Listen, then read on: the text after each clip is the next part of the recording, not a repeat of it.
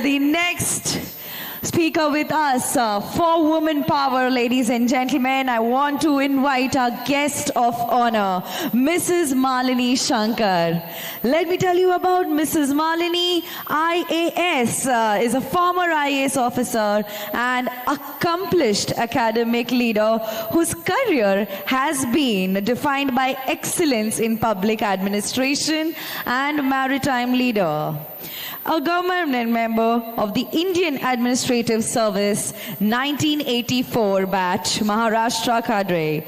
She deserved as the Director General of Shipping, ladies and gentlemen, Government of India, where she was instrumental in driving regulatory reforms, strengthening maritime safety standards, and also representing India at global maritime platforms, including the International Maritime Organization. Her tenure was marked by policy innovations that improved compliance, transparency, and efficiency in India's shipping and port sectors. Following her retirement from the IAS, Dr. Shankar continued her contributions to maritime education and leadership as the Vice Chancellor of the Indian Maritime University. In this role, she worked to modernize maritime training, promote research, and enhance global academic collaborations.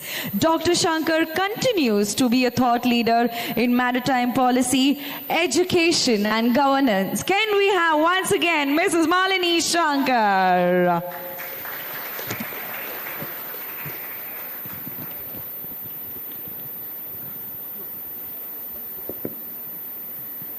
Good afternoon, and thank you very much for that introduction. And a pleasure, as always, to meet the doyens of the maritime industry, as well as friends from the government, and of course the youngsters who are on the verge of stepping into the maritime world as full-time professionals. And first of all, I would like to felicitate Mr. Shaukat Mukherjee for the initiatives he has taken to ensure that the student population in the maritime sector is engaged with their seniors and the experts and professionals globally, and also introduce them to technological innovations in the sector. And special felicitations for the 5th year, Shaukat, of TIM, as well as the FSM. It started 5 years ago. I remember when you came and spoke to me and said, this is what you're doing. And you made it bigger and bigger each year. Dear friends, we are well aware in recent times, let's say in the last 1 or 2 years at least, the maritime sector has witnessed a more intense commitment from the highest echelons of the Indian government. The Honorable Prime Minister has been speaking about maritime sector, which is not limited to just ship management, but we talk about shipbuilding, maritime security, and self-sufficiency in all aspects of maritime sector.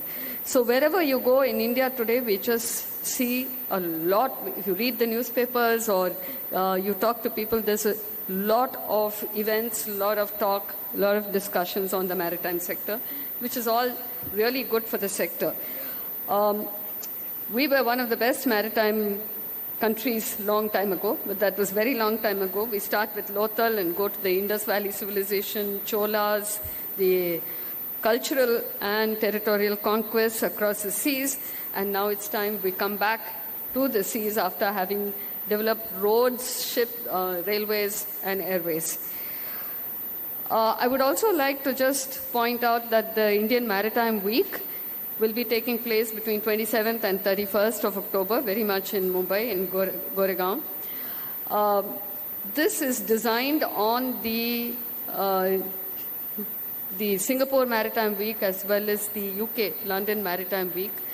There used to be a lot of events during the months of October and November, starting from September, and the government rightly distilled all these events and said, okay, let us just do an Indian Maritime Week, which gets the professionals from industry, government, as well as academia together.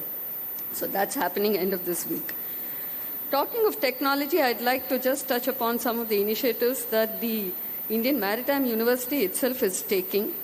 along with the support of the Government of India, the Ministry of Port, Shipping and Waterways, as well as collaboration with like-minded partners in both industry and academia. So number one is the Indian Ship Technology Center. Now, there used to be a national ship design center in Visakhapatnam, and when it was subsumed into the university, it went into what I would call hibernation. We initiated the resurgence of this center, and the government has taken it to a very high level. It would evolve. It is anticipated, is envisaged to evolve into a global level, global standard shipbuilding and ship technology center on the lines of what Korea has. But this Indian Ship Technology Center has been inaugurated last week. It will be housed in the Indian Maritime University Visakhapatnam campus. We have 6 campuses, and this ship technology center is going to be in Visakhapatnam campus. There are 2 verticals to this. One is the technology vertical, which is designing of the ship, including software. One of the challenges that the shipbuilders face is smaller shipbuilders especially, not the Cochin or the Hindustan shipyards, but the smaller shipbuilders face is the cost of the software. And so this is going to be a software as services kind of thing for the technology. And the other side, of course, is the capacity building. The smaller shipyards once again say that they cannot afford to spend time and energy, especially money, in training the people who leave them after 1 month or 2 months. Shipbuilding is becoming very, very big globally, and the jobs are there, so people just migrate from one to another. So this Ship Technology Center, the second vertical, will be focusing on capacity building, training welders, fitters, piping people, and the allied skills. So that's number one. Number 2 is the Startup and Entrepreneurship Initiatives. We call it the ICs, which is the IMU Startup, Entrepreneurship and Accelerators Setup. So this is already been inaugurated, but it will become operational during the current financial year. And the idea is to offer space for incubation from idea, hand-holding, incubating, and then taking it to the market. The third one is the IMUST, or the IMU Skilling and Training Center. Now, there's a lot of focus. The Maritime University was set up at a time when they felt that, yes, the seafarers went on sea, but when they came back and wanted a shore job, they did not have a formal degree that will make them eligible to get a shore job. So the university was started, and several universities started, but they were more focused on knowledge. Now the focus is coming back, like good old days, to the skills. So it is upskilling, reskilling, de-skilling, unskilling, everything to put together, and in emerging areas, emerging technology areas. And this is being done in consultation with the industry, which tells us what are the skills that have to be imparted to mariners as well as non-mariners.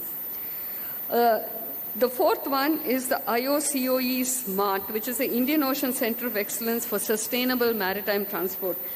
This is a very, very recent initiative, which is in the final stage of acceptance by the Ministry of Port, Shipping and Waterways, and should be becoming functional very much in Mumbai, in the Navi Mumbai campus in the coming months. Apart from all these centers which are focused on technology, we also have a Center for Policy and Research in Maritime Studies, which is called C-Primes, which is envisaged as a think tank for both government as well as the industry. So we do welcome from the market proposals for studies to be conducted. Now, the reason we decided to have this is we are very, very clear that the industries do their own studies, they do their own research, but there are sometimes policy initiatives require a much more unbiased, objective thinking without taking into consideration the specific interests of the stakeholders. We also do, the government has been pushing, I think if you read the papers, you will see that there is Startup India, there's Stand Up India, there is Atmanirbhar, but one of the key ingredients of this is to do original research and development, and the amount of money and attention to be paid to this.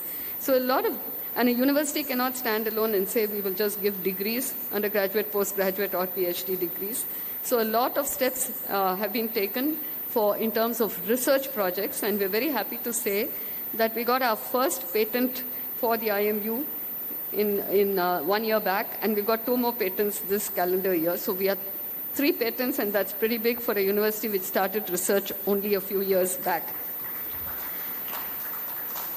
It's our own faculty who've been getting these patents. Some of them are pure research by the faculty, and some of them are research in collaboration with the industry also. And sometimes the industry is not just maritime industry, it could be other industry whose technology can be transposed for maritime purposes, especially maritime transport. We are also having research funded by the Department of Science and Technology and the Department of the DRDO. And recently we've got funded research from the International Association of Maritime Universities, which is on a competitive commercial basis. So these, and all these initiatives are apart from the aggregation that we do as research, which is on lines of fintech. We have alumni who are turning entrepreneurs. A few months back, I met a very, very young alumni in the IMU Visakhapatnam campus who have turned into entrepreneurs. But 2 alumni who stand out, and all of us would know them, is Nikunj Parashar, who is our own alumni. And he's going great guns, like Mr. Hajra said, not even in the maritime sector, but way beyond that in the defense sector. And he is alone standing to be counted as a real star entrepreneur. We have Dr. Shekhar, who is an entrepreneur in his own standing. And these are people who have reached out to us to be setting up an incubation center and hand-holding other entrepreneurs in the center that's coming up in the IMU Chennai campus. So students, the cadets, most of you, almost all of you have joined the field to sail on board ships. But there is a tendency, there's a trend that the seafarers are not on board ships for 25, 30, 40 years like before. They tend to go for 10 years, 15 years, and then look for shore jobs. The shore jobs are plenty provided you are prepared for it and you get skilled for it, and you can see what Mr. Shankar Raghavan said. But there are other routes also. Like Mr. Nikunj Parashar is looking for people who are interested in research, and he does research on drones. So it is not, drone is a word which means that it is just a constant sound, but his research and his activity is very, very dynamic. I think these are all options that the students and cadets should be looking at in the future if you want to enter into technology. I think Shaukat, I was just having a conversation with Mr. Hajra, and the question which popped up from him is, what is the secret that master mariners turn out to be larger number of entrepreneurs than engineers? So I think in one of your next conferences, you should put this as a panel discussion to see how we can encourage the youngsters to become entrepreneurs. And I think what you're doing is fantastic, giving them an opportunity to listen to the best in the world, which will encourage them to analyze, to think, to be creative, and to contribute much more than beyond their sailing years. Thank you very much, and thank you for having given me an opportunity to share my thoughts. All the best. Thank you so much. I would now request Captain Kulwant Singh Badwal to please give a token of appreciation and a memento, and of course along with Captain Saurabh Mukherjee. Can we hear some claps, everybody? Come on.